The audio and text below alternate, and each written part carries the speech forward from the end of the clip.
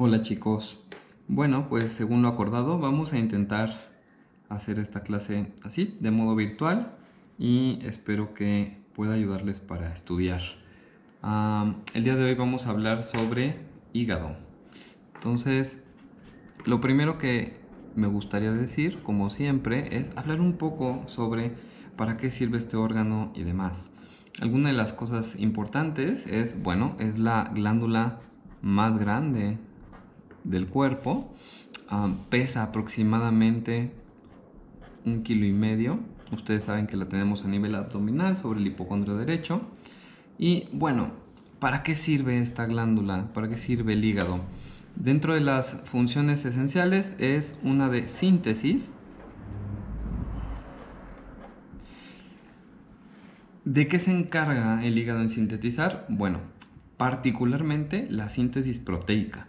Y dentro de esta síntesis proteica me gustaría hablarles sobre la albúmina, que seguramente ustedes ya conocen al respecto. Esta proteína que es la principal en el plasma y que nos ayuda a transportar nutrientes, a transportar hormonas, a mantener la presión coloidosmótica.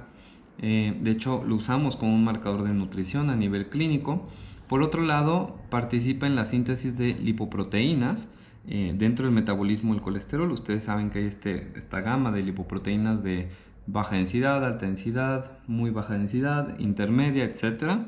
Bueno, pues el hígado tiene mucho que ver ahí. Interviene en pruebas de coagulación, perdón, en proteínas de coagulación. Vale la pena destacar la presencia del fibrinógeno y muchos factores de coagulación que se encarga de sintetizar. De hecho, una vez más, a nivel clínico, no es raro que usemos también esta capacidad en la síntesis de coagulación para verificar que el hígado esté haciendo lo que tiene que hacer. Otra de las cosas que sabe hacer es almacenar nutrientes. Es un almacén de nutrientes. Probablemente los más destacados sean los carbohidratos. Si recuerdan, cuando en el primer bloque hablábamos de inclusiones, vimos una laminilla sobre hígado de rata antes y después de comer y cómo el glucógeno se almacenaba, y eso es importante. Por otro lado, también es capaz de almacenar vitaminas. Aquí me gustaría destacar la vitamina A, dado que es una partícula con autofluorescencia. De hecho, también cuando hablamos de fluorescencia y microscopía, hablamos de cómo el hígado al almacenar vitamina A podía ser fluorescente, pero no es la única que almacena. También interviene en el metabolismo y almacenaje de la vitamina D. Recordar, está responsable en la absorción de calcio, que vimos que tenía algunas funciones a nivel, más bien alguna activación a nivel hepático, a nivel renal, en piel, etcétera. Y la vitamina K. Esta está muy vinculada con el tema de la coagulación, ya que muchos factores de coagulación son vitamina K dependientes. Entonces, una vez más, otra implicación relevante para el hígado. Otra de las funciones que vamos a atribuirle es la capacidad de detoxificación. ¿A qué se refiere esto? Bueno, pues el hígado es capaz, por ejemplo, de participar en el metabolismo del amoníaco o del ion amonio que se produce a nivel intestinal, y que si no fuera el hígado capaz de desecharlo, de cambiarlo bioquímicamente para que no pase la barrera hematoencefálica, las personas que no tienen un hígado suficiente pues llegan a presentar alteraciones neurológicas. Entonces también tiene implicaciones clínicas relevantes. Otra de las cosas que puede detoxificar son fármacos o ayudar en el metabolismo.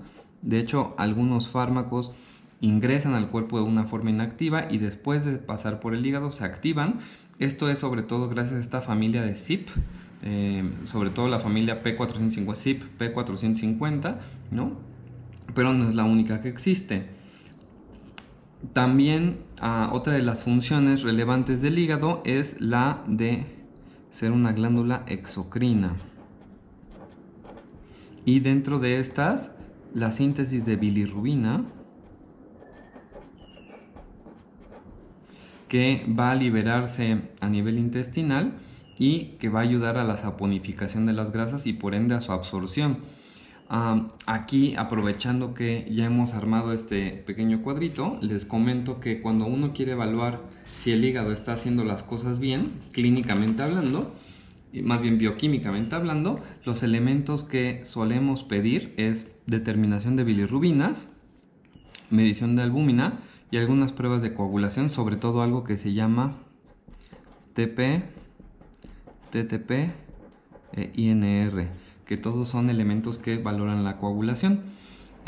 Las escalas que hablan de qué tan bien o qué tan mal está el hígado toman en cuenta estos 3 parámetros bioquímicos, así como algunos clínicos, algo que se llama encefalopatía hepática, que tiene que ver con el metabolismo del amonio, y también con la presencia de ascitis, es decir, líquido en la cavidad peritoneal, que se da principalmente porque hay una deficiente producción de albúmina y se fuga líquido a este tercer espacio llamado cavidad peritoneal, además de que libera óxido nítrico, baja la presión, hay vasodilatación, etc. Pero bueno, eso ya es otro tema. Ahora, hablando macroscópicamente, el hígado, si lo viéramos de frente, más o menos tendría una forma como esta, ¿no? Y nos daríamos cuenta que en su región anterior, en su porción anterior, está dividido por un ligamento en esta región que se llama ligamento falciforme. De hecho, en la porción más basal del ligamento falciforme encontramos un segundo ligamento, que es el ligamento redondo. Gracias a esto podemos dividir al hígado en un lóbulo derecho y en un lóbulo izquierdo.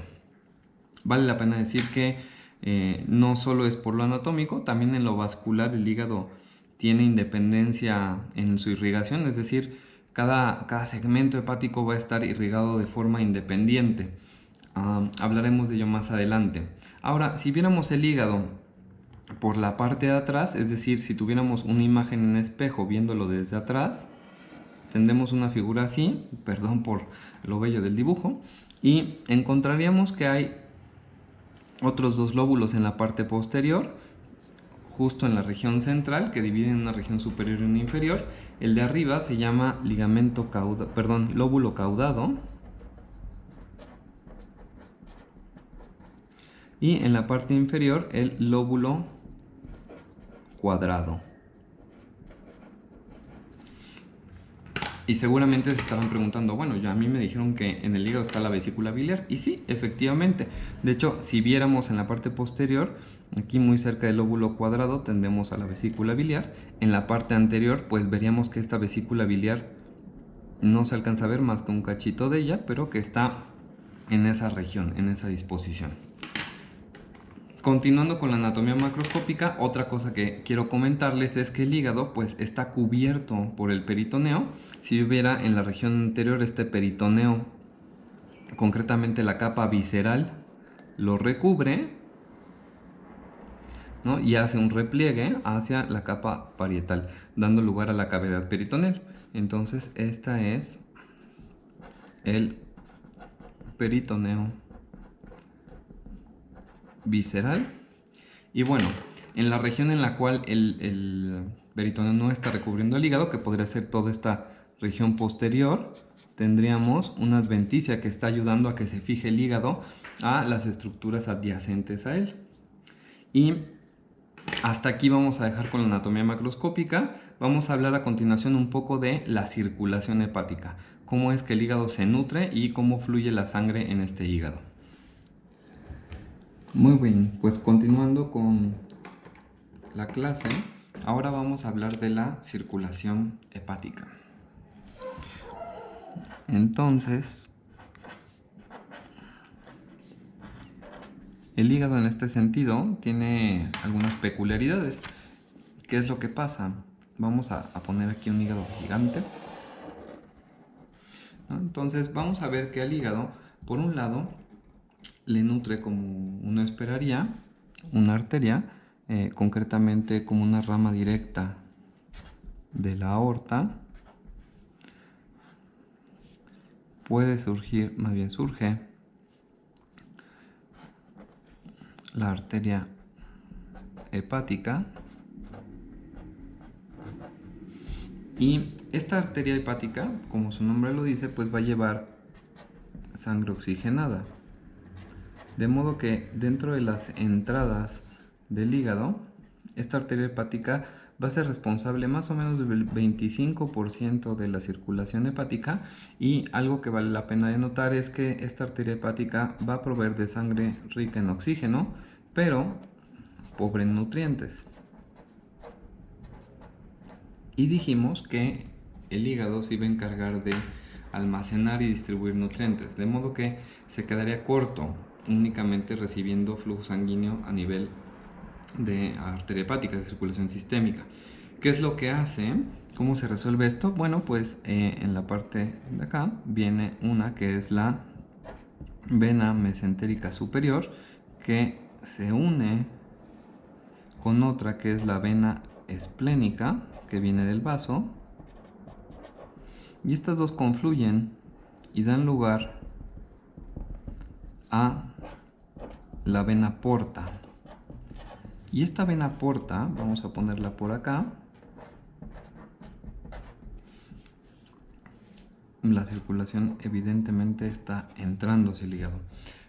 Esta vena porta proveerá del 75% de la sangre del hígado, y a diferencia de lo que pasaba en la circulación con la arteria hepática, la vena porta es pobre en oxígeno, pero es muy rica en nutrientes.